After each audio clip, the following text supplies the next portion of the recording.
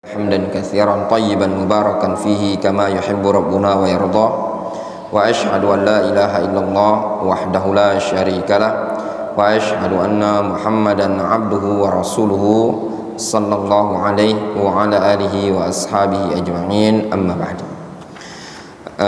Kita lanjutkan kajian kita dari kitab Syarah Nasihati li Thalabatil Ilmi. Sebelum melanjutkan kajian kitab ini, ada sedikit yang mungkin ana ralat dan ana tambahkan berkaitan dengan pelajaran bab haji tadi malam, ya, terkait dengan tahallul awal, ya, pada bab haji. Kalau pada bab umroh tidak ada istilah tahallul awal, tahallul tsani, ya. Dalam bab umroh selesai sa'i kemudian cukur rambut atau dipendeki dengan merata, itulah disebut dengan tahallul, selesai. Adapun pada bab haji ada istilah tahallul awal, ada istilah tahallul tsani. Nah, tahallul awal itu dilakukan pada tanggal 10 Zulhijjah. Nah, amalan tanggal 10 Zulhijjah itu ada 4 amalan. Ada 4 amalan. Amalan yang pertama tawaful ifadah, ya. Yang kedua lempar jamratul aqabah. Itu amalan. Anda sebutkan ini tidak berurutan, ya. Lempar jamratul aqabah, kemudian tawaful ifadah, kemudian cukur rambut, ya, cukur rambut, kemudian potong hewan hadiu. Nah, untuk 3 yang pertama ini yang penting. Potong hewan hadiu ini bisa diwakilkan, ya, kadang mungkin diwakilkan. Untuk 3 yang pertama ini tadi, tawaf ifadah, jamratul aqabah, kemudian az-zabhu, cukur, 3 ini tadi. Nah, menurut sebagian para ulama, kalau dikerjakan 2 dari 3 ini tadi, 2 dari 3, apa tadi 3? Tawaf ifadah, kemudian cukur, kemudian lempar jamratul aqabah. Menurut sebagian para ulama, apabila dikerjakan 2 dari 3 ini tadi, ya, maka sudah teranggap tahallul awal. Nah, apa makna tahallul awal? Telah halal bagi dia segala sesuatu yang diharamkan bagi jamaah haji, kecuali, ya, kecuali jima, kecuali jima, ya. Nah, kalau sudah plus dia az-zabhu, menyembelih, maka lengkap semua perkara yang dilarang termasuk jima sudah dibolehkan semua. Difahami? Jadi istilah tahallul awal itu bukan tahallul cukur pertama, bukan. Nanti cukur lagi 2 kali, bukan. Jadi ada istilah tahallul awal itu, tahallul itu namanya halal, ya, halal. Nah, itulah yang disebutkan dalam hadis Aisyah mengatakan utayyib an-nabi sallallahu alaihi wasallam qabla al-ihram, dan beliau pernah memparfumi Rasul wa huwa halal, atau fi hillihi, ketika beliau halal. Maksudnya ketika halal itu ketika tahallul awal. Jelas? Ya, ini tambahan untuk antum istilah ini tadi. Itu istilah tahallul awal. Ya, mudah-mudahan difahami. Jadi tahallul awal itu mengerjakan 2 dari 3 perkara. Ada 3 perkara itu apa? Tawaf ifadah, lempar jamratul aqabah, kemudian cukur. Dikerjakan salah satunya pada tanggal 10, maka sudah dianggap sebagai tahallul awal. Selesai, ya? Difahami insyaallah taala. Kita lanjutkan. Tsumma qala syekhuna rahimahullah walaha aslun asilun wa qad rahila nabiyullah Musa alaihissalam min ajli mas'alatin min nafilatil ilmi. Kemudian Syekh Muqbil rahimahullah ta'ala mengatakan rihlah itu memiliki asal, memiliki dalil. Asal itu maknanya dalil. Misalkan sering antum jumpai di buku-buku para ulama. Contoh yang buku yang ringkas, bukunya Syekh Abdurrahman As-Sa'di Manhajus Salikin. Sering disebutkan di situ dalam kitab Minhajus Salikin, misalkan al-udhiyah wal aslu fihi qauluhu ta'ala. Asal maknanya apa? Dalil. Ya, dia memiliki dalil yang mendasar. Nabiullah Musa alaihissalam pernah rihlah dalam rangka untuk mencari satu permasalahan dari nafilatul ilmi. Lihat katanya Syekh Muqbil, nafilatul ilmi. Jadi ada nafilatul ilmi, ada faraidul ilm. Ada ilmu yang sifatnya nafilah, ada ilmu yang sifatnya wajib. Ai anna rihla mazkuratun fil kitabi was sunnah. Fa fi suratil kahfi qissatu nabiyillahi Musa alaihissalam. Bahwasanya rihla itu ada dalilnya dalam Al-Qur'an dan sunnah disebutkan. Disebutkan juga dalam surah Al-Kahfi tentang kisahnya Nabiullah Musa wa Nabiullah Khadir alaihi wassalam. Pada kisahnya Nabi Musa, kisahnya Nabi Khadir. Faqad rahala Musa fi ilmin laisa biwajibin alaihi. Musa pernah rihlah untuk mencari suatu ilmu yang sifatnya bukan wajib, yang hukumnya bukan wajib bagi Musa. Kama qala syekhuna rahimahullah min ajli mas'alatin min nafilatil ilmi, dalam rangka untuk mencari satu permasalahan min nafilatil ilmi. Nah, yang seperti ini ya ikhwan, ini namanya fawaid ya ikhwan ya. Kalau ana selalu ana tempelkan. Di mana nempelkannya? Tempelkan, dipasang di otak kita. Ada istilah apa? Nafilatul ilmi. Waqad bawwaba 'alaihi al-Bukhari fi kitabil ilmi babun ma yustahabbu lil 'alim idza su'ila ay ayyun nasi a'lam fayakilul ilma ila Allah. Al-Imam Al-Bukhari menyebutkan dalam Sahih Bukhari bab dalam kitabul ilmi, bab perkara yang disunnahkan bagi seorang alim tatkala dia ditanya ayyun nasi a'lam. Kalau ada seorang alim ditanya ayyun nasi a'lam, orang yang bagaimana yang paling berilmu, fayakilul ilma ila Allah, lalu dia serahkan ilmunya kepada Allah azza wajalla. Jangan mengatakan oh aku yang paling berilmu, saya yang paling berilmu, ya tidak bisa. Namun mungkin boleh antum mengatakan saya yang paling berilmu, fulan yang paling berilmu pada bab tertentu, muqayyadah, ya, muqayyadah, ya, dia yang paling berilmu di wilayah tersebut. Nah, seperti itu boleh, ya. Wa bawwaba 'alaihi aidan bab ma dzukira fi dhahabi Musa fil bahri ila al-Khadir. Dan juga Al-Imam Al-Bukhari menyebutkan bab tentang riwayat yang disebutkan pada kisah berangkatnya Nabi Musa di tepi lautan menuju Khadir. Wa qauluhu ta'ala, dan juga firman Allah Subhanahu wa taala, hal attabi'uka ala an tu'allimani mimma ullimta rusyda. Kata Musa, wahai Khadir, bolehkah aku ikut kepada engkau supaya engkau bisa mengajariku dari ilmu yang engkau diajarkan berupa petunjuk tersebut. Wa bawwaba 'alaihi aidan babul khuruj fi talabil ilmi.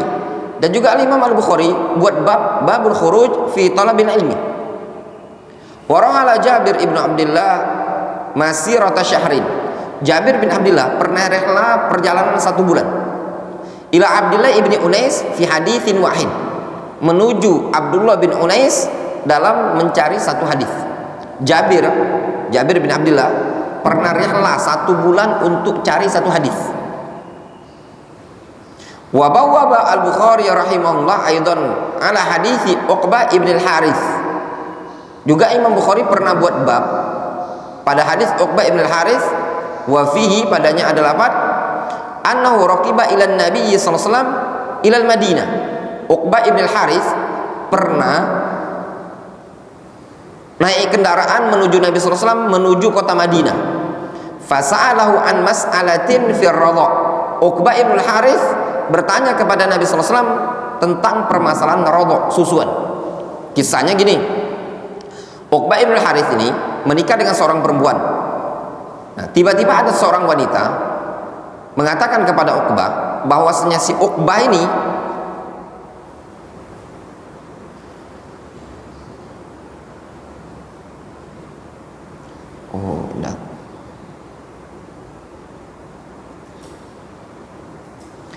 ntar anak samar.